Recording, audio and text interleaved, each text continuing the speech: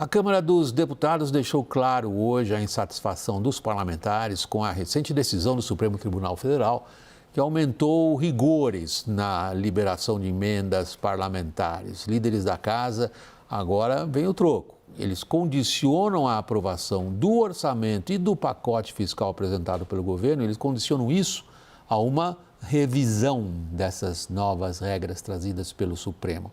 Reportagem de Carol Rosito.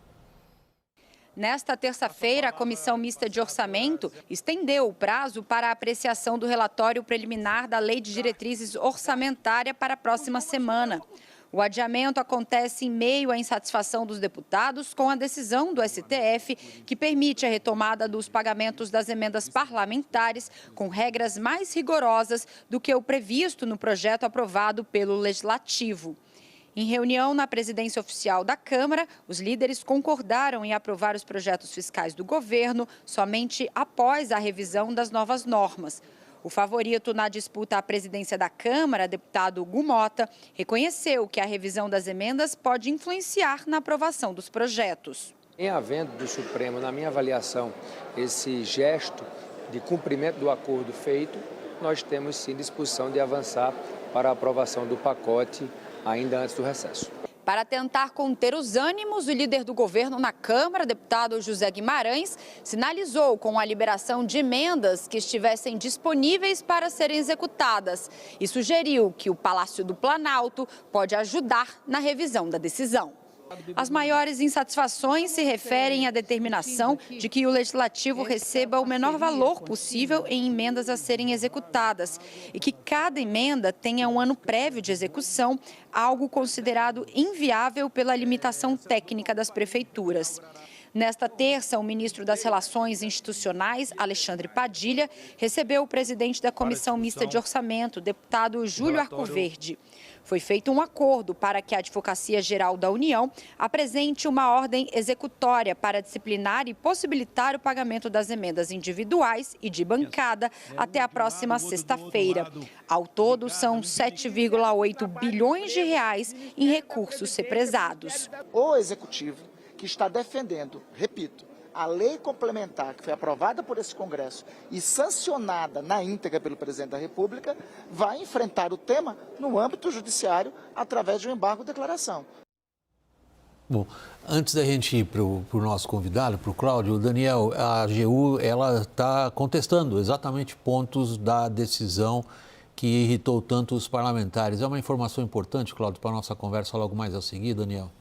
Exatamente, William. A AGU apresentou agorinha há pouco um pedido de reconsideração parcial da decisão de Flávio Dino. Vamos lembrar que a decisão já tem maioria formada no STF, mas não todos os votos ainda que precisam ser dados. Hoje teve uma reunião comandada pelo presidente da Câmara, Arthur Lira, em que também esteve presente o ministro da Advocacia Geral da União. E ali foram apresentadas 3 grandes queixas: a exigência de um plano de trabalho para pagamento das emendas PIX, identificação nominal para emendas de comissão e de bancada e as regras de correção das emendas parlamentares nos próximos anos. São justamente os 3 pontos em que a AGU, acenando para os deputados, apresentou como recurso ali no STF. Cláudio Couto, agora sim. Nós estamos diante, evidentemente, de uma, talvez queda de braço, não sei se você gosta da expressão, mas de uma disputa por instrumentos de poder clássicos, que é a alocação de recursos via orçamento público entre legislativo e judiciário, no caso. Você vê essa questão se encaminhando de que maneira? Olha, acho que ainda a gente vai ver vários capítulos dessa novela, viu, William? Porque não é uma situação que está com resolução fácil. O Congresso parece que insiste em manter a falta de transparência na destinação, né, dessas emendas, na utilização dessas emendas.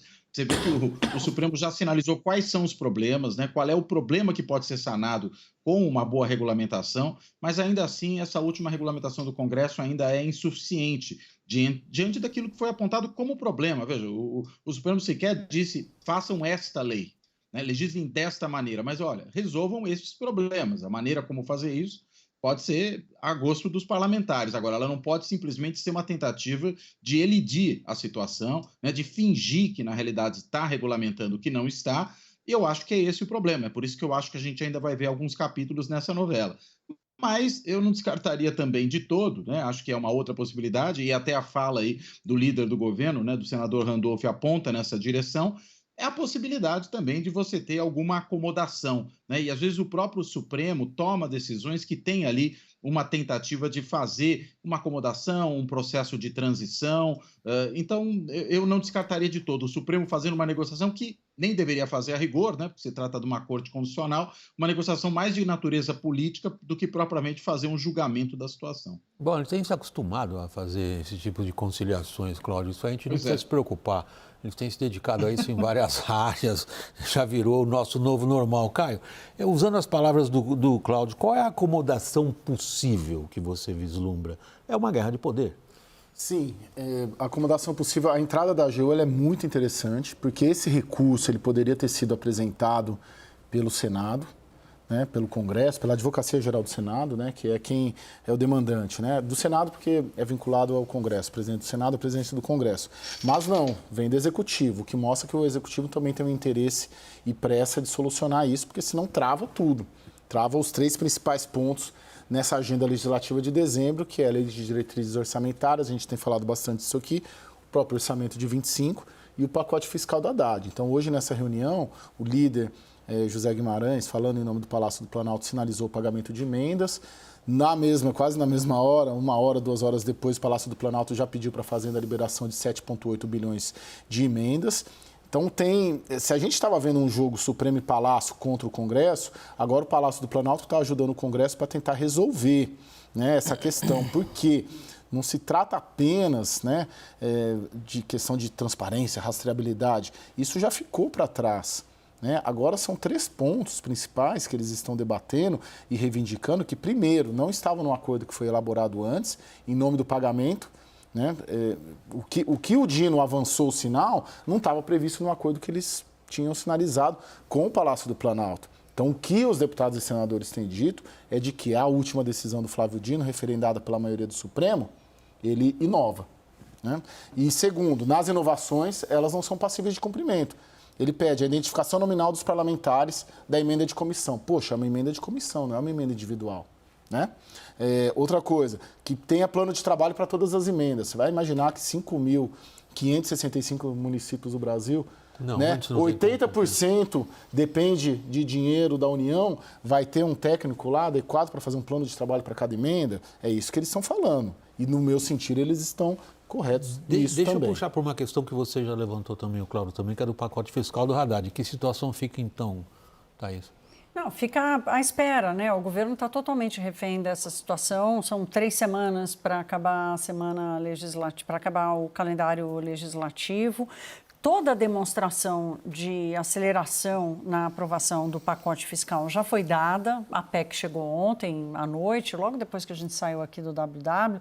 Não tem nenhum ponto ali que pode demandar algum debate. Ficou faltando a mudança na reforma dos militares, que deve ir num outro projeto de lei. O governo também está dizendo que vai mandar o projeto de lei da isenção do imposto de renda ainda esse ano. Mas eu quero tratar um ponto aqui. Então, assim, primeiro tem isso, né? A falta de controle do governo sobre o que vai acontecer. Ele está aguardando ver o que vai agradar o Congresso sobre as emendas. Mas tem esse ponto que o Caio trouxe, que é da falta de projetos, né? Desse desejo esse pedido do Flávio Dino de que exista um plano de trabalho para a execução das emendas. Esse é um problema estrutural do Brasil, de alocação de recurso em geral, não só das emendas parlamentares, mas também do recurso que é encaminhado pelos próprios ministérios. Então, talvez essa seja uma boa provocação para que essa tensão não se perca. Eu não sei se isso vai prevalecer, porque não é factível da forma como ele pediu, mas deveria gerar um debate sobre que tal a gente se debruçar melhor sobre a alocação do recurso público no Brasil. O perigo de curto prazo é o que faz o Executivo dar uma mãozinha para o Legislativo, Daniel? Desculpa, William, eu não consegui te escutar, estou com um problema no meu retorno. Eu vi que você tinha que tirar o ponto. Você quer que eu repita a questão, Daniel? Você me ouve agora? William, tá bom, a minha questão é a seguinte. O Caio elaborou uma descrição dos motivos que levam o Executivo, nesse momento, a estender uma mão. para o Legislativo. E a Thaís menciona, sim, eles estão pendurados completamente. Todo o pacote fiscal está à mercê dessa disputa. É isso que faz a gente entender o uso da AGU como, digamos, uma força auxiliar ao Legislativo? O governo tentou se mostrar hoje na reunião que teve com os deputados ali, líderes dos partidos, né? Tudo bem, foi representada também o governo também foi representado por um deputado que foi o líder do governo ali na Câmara, mas tentou se mostrar alheio à decisão do STF, tentando mostrar para os deputados o tempo todo, olha, eu lavo as mãos aqui, eu não tenho nada a ver com isso, não foi jogo combinado. E tem muito esse sentimento no Congresso de que, no final das contas, olha, observe até o timing da decisão. O governo divulga um pacote fiscal na quinta-feira, na sexta-feira saem os projetos, são enviados os primeiros projetos, no sábado o ministro Flávio Dino se casa e na segunda-feira de manhã sai a decisão.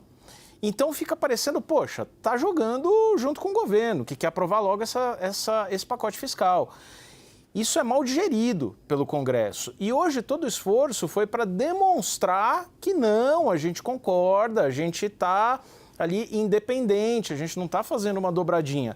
Agora, tudo isso pode resultar num grande problema para o governo, pode travar uma série de projetos que o Caio mencionou, como pode não acontecer nada, porque o governo já está liberando 8 bilhões em emendas, tem mais 8 bilhões para liberar, então os parlamentares estão numa situação de que eles conseguiram dinheiro para mandar para os seus municípios, para aqueles prefeitos que são aliados, isso é uma ótima notícia para eles, mas eles têm que ver o futuro também.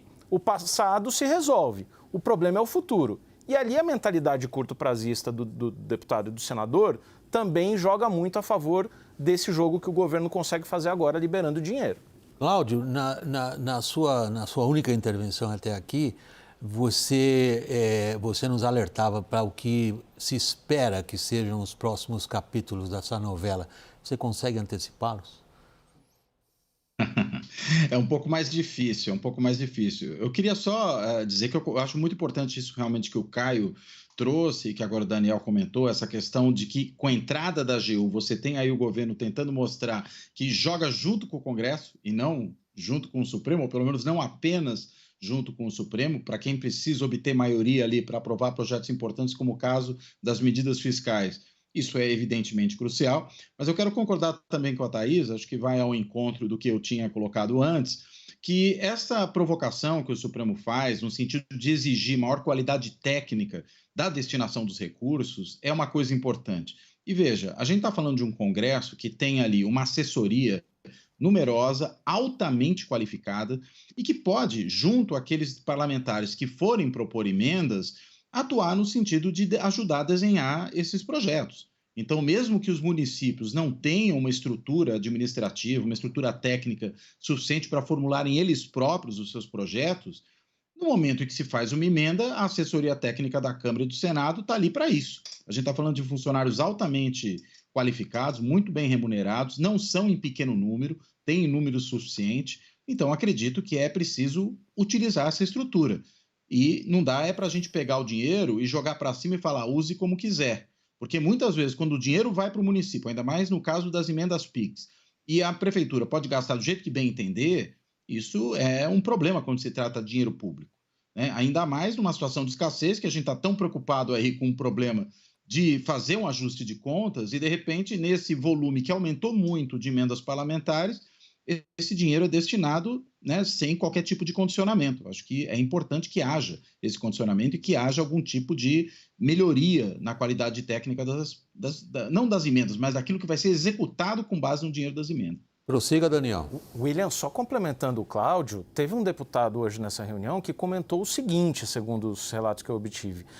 Plano de trabalho é muito justo, dá mais transparência, rastreabilidade, mas assim, uma emenda parlamentar desse deputado no valor de 10 milhões para um município que é governado pelo pai dele, né, por acaso pelo pai dele, exigiu um convênio com a Caixa Econômica Federal que demorou 4 anos para o repasse dessa emenda, porque as coisas são muito burocráticas e muito lentas. Então, na cabeça da maioria dos deputados, você faz um plano de trabalho desses e o deputado não sabe nem se vai estar exercendo ainda o mandato. Só para deixar constado que o nome desse deputado que deu esse exemplo hoje era Arthur Lira, tá? Então, mas aí existe um ritual que precisa começar no Brasil, né? Hoje a gente está falando de uma coisa que demora, né? Mas se começa o ritual de processo, as prefeituras também, é óbvio que tem coisas urgentes, tapar um buraco, fazer uma ponte, que é o que acaba agradando ali as bases eleitorais. Mas de alguma forma, é um mecanismo de qualidade de alocação que o Brasil nunca adotou e que pode começar a adotar. É um ritual que precisa começar e dar origem a uma tradição da percepção dessa qualidade. Eu só queria colocar que é interessante a gente ver como que o Congresso se portou em relação às 3 agendas importantes, duas, né? Uma orçamentária e uma do pacote fiscal. A do pacote fiscal, acabou a reunião, a decisão da Câmara foi, a despeito da decisão do Supremo, pautar já a urgência do pacote fiscal. Ou seja, isso já está andando. As pautas, orçamentárias, a decisão foi de... Me desculpem. Não, fica à vontade. Quer tomar uma água? A decisão foi de adiar... Não, na boa, sério. Não, tá tranquilo. Ok. A decisão das pautas orçamentárias foi de adiar. Por quê? Porque se não vota LDO e não vota orçamento, prejudica a própria engrenagem do judiciário também e do executivo. Então, o Congresso falou, vou avançar agora, hoje, terça-feira, na pauta fiscal, mas as agendas orçamentárias que determinam o orçamento do Judiciário e do Executivo, eu vou segurar, e jogou isso para a semana que vem. Então, eu apostaria numa conciliação de alguma maneira. Eu não acho que vai ficar... Se fosse uma super rebelião, eles não votavam nada, cruzavam os braços e acabava. Mas não interessa a ninguém uma super rebelião na reta final do ano legislativo. Não interessa a nenhum dos 3, nem ao Flávio Dino, nem ao Supremo, ou ao Congresso muito menos, porque fica sem emendas, ao Executivo muito menos, porque fica sem pacote fiscal. Eu, assim, posso errar na minha aposta, mas a minha aposta é de algum tipo de conciliação nos próximos 15 dias. Tem interesse, né? Sim, todo mundo tem interesse, não interessa a ninguém, porque daí para o país, não é aprovado nada, ninguém fica com orçamento, começa o ano sem nada. Cláudio, por último, temos um minuto ainda. Isso tudo desemboca no seguinte: o que o governo trouxe ao público em termos de, digamos, expectativas de equilíbrio das contas públicas fica afetado de que maneira? Por o que exatamente, William? Pelo debate que você está assistindo. Por conta da negociação do Congresso envolvendo essa triangulação com o Supremo, é disso que você fala? Sim. Sim, olha, eu acho que é afetado na medida em que você tem hoje uma relação de desconfiança entre Executivo e Legislativo, por conta justamente desse jogo combinado que, aparentemente, o Executivo vem fazendo com o Supremo. Né? O quanto ele é combinado, até que grau essa combinação vai, né? Até que ponto a decisão que, veja, aí não é nem só o ministro Flávio Dino, né, que foi ministro do governo Lula, mas outros ministros endossaram a posição dele. Né? Então, não dá para dizer que ele está jogando combinado com todo mundo ali ao mesmo tempo, né? Da mesma maneira, com o mesmo grau de proximidade que teria com o ministro Flávio Dino. Mas o fato é, se criou uma desconfiança. E se essa desconfiança não é superada, o custo de negociação com o Executivo sobe e aí, consequentemente, as várias medidas que ele quer fazer avançar, no caso agora, o pacote fiscal, vão enfrentar muito maior resistência. Já não são medidas fáceis. A gente sabe o quanto vários desses grupos de interesse que, tradicionalmente, bloqueiam qualquer tipo de alteração fiscal que os atinja, o quanto eles se mobilizam e o quanto eles são capazes de influenciar as posições de deputados e senadores. Consequentemente, se isso vem somado a um clima de desconfiança, é muito difícil que a coisa caminhe. Então, eu acho que, na realidade, é por isso que é tão importante ter entrado aí a AGU na parada, porque ela mostra um comprometimento do Executivo com a posição do Congresso e não com a posição do Supremo, ainda por cima porque está questionando, né, ou pelo menos pedindo uma reconsideração da posição que o Supremo Tribunal Federal tomou.